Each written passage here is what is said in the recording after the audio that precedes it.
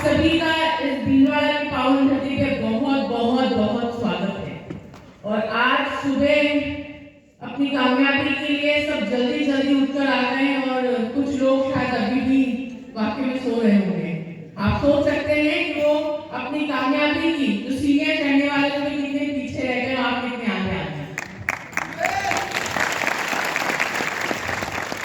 नाम साहिबा जुबैर मुगल, इंदौर शहर से बिलोंग करती हूँ और पिछले 4 साल से इस बिजनेस को अपने अपलाइन शमशाद सर और जुबैर सर के माध्यम से सीख रही हूँ। तो एक बार मेरी दोनों ग्रेट अपलाइन के लिए जोरदार ताली।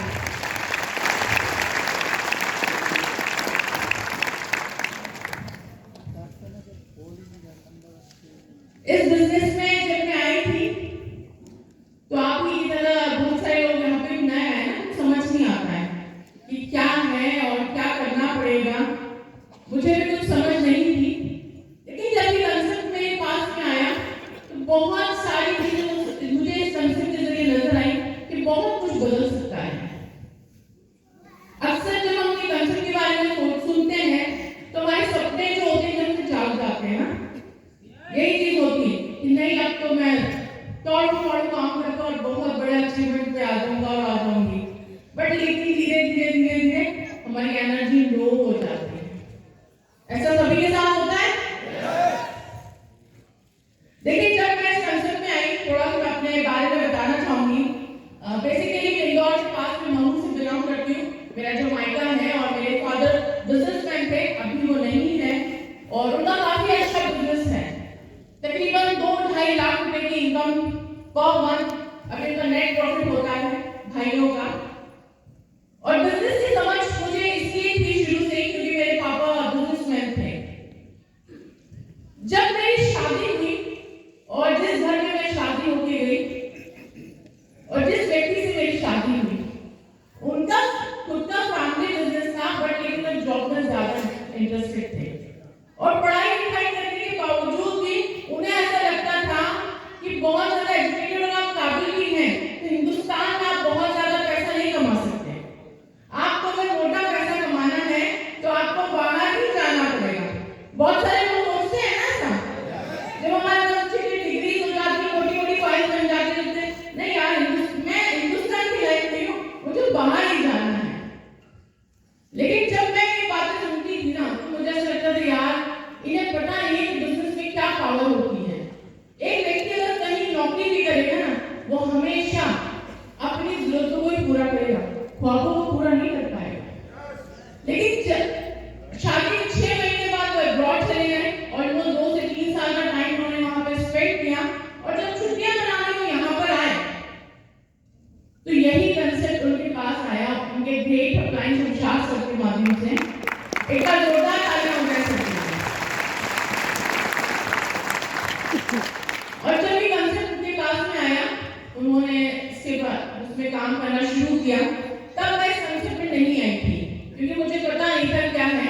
ये रोजाना मतलब जो डेली मीटिंग होती थी और सेमिनार में जाना शुरू किया, मुझे लगता था यार ये व्यक्ति को क्या हो गया। पहले बाहर का भूत सवार था, यहाँ आने के बाद भी पता नहीं कौन सा भूत सवार। शादी क्यों की है मुझसे? क्या घर में खाना बनाने के लिए?